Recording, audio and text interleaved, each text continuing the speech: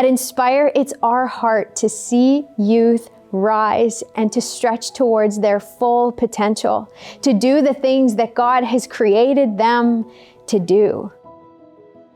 I remember when God planted the idea in my mind to inspire youth to overcome struggle, to be influencers in their world. In September 2017, I was at a youth conference where there were over 400 Indigenous youth gathered in Saskatoon, and there was a young man, 14 years old, so gifted in preaching. Well, in the next 6 months, it was amazing to see how God brought together the pieces and the volunteers and the people who could conceive of this dream continuing, and that was just the beginning.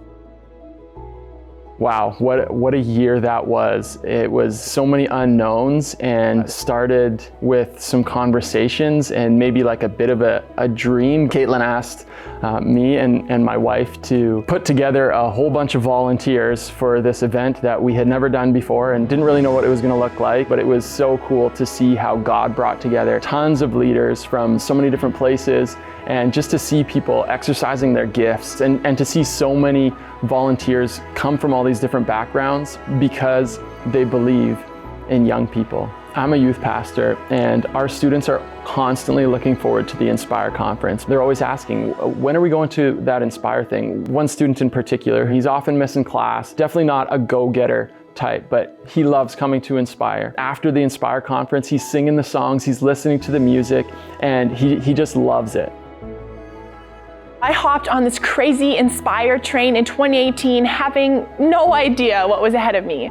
And then suddenly in 2019, I was the one given the vision for this conference, and I felt like I had no idea what I was doing. And all these hidden insecurities came up, like, what if nobody wanted to come? What if I was the one that held God back?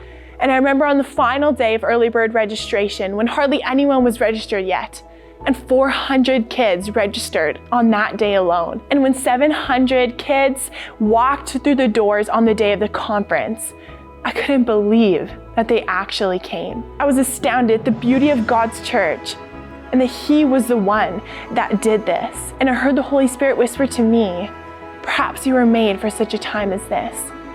And I saw our team living out the unique purpose and vision that God had given each one for their specific role in this conference. I joined the Inspire team in 2019, and I got to be the Inspire Girl leader. I got to see God speak to teenage girls in ways that they had never experienced before. It just got me so excited for 2020. And like most of the world, 2020 was not what I imagined it would be. We went from literally a conference of 1,000 youth to a lockdown in the span of a week. And even in that, we still wanted to do something to inspire youth and support our community.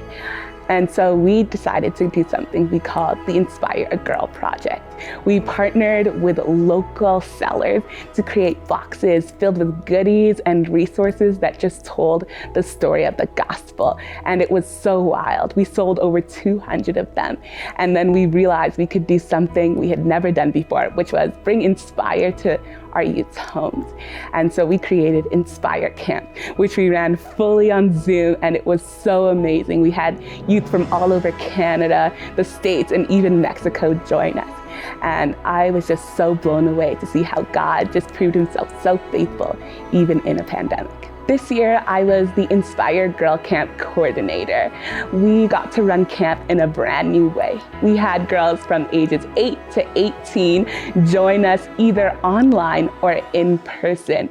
It was such a powerful week. We got these world-class speakers to come in and speak confidence and identity over these girls. And we also had them do crafts and play games, and got them all a box of goodies for their week at camp. It is just so wild to see how God took a Google Doc of ideas and exceeded my every expectation. In October 2020, we held our first live and online conference, and we were able to connect very diverse communities from across Canada, and we had over 500 participating from across the country, sharing their voices, giving their impact, listening to youth panels speak about issues that matter today, including reconciliation. While we are facing all kinds of limitations, as we experience this pandemic.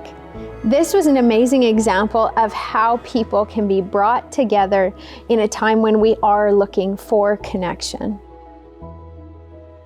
Moving forward, I believe God is going to use Inspire Our Nation to speak life into young people who are broken, who feel hopeless, and He's going to restore them. Not just so that they can experience life to the fullest, but so that they can bring hope, reconciliation, and restoration to those around them. I believe that God is going to use Inspire to instill confidence in the next generation of girls to stand secure in their identity and empower them to live lives of influence. Moving forward, I believe that God is going to use Inspire to unify and equip His church to inspire youth across Canada. Inspire started as a seed, but moving forward, it's continuing to multiply as gifted, dedicated, passionate leaders step into God's vision for youth to be inspired, to overcome struggles, and to influence their world for Jesus.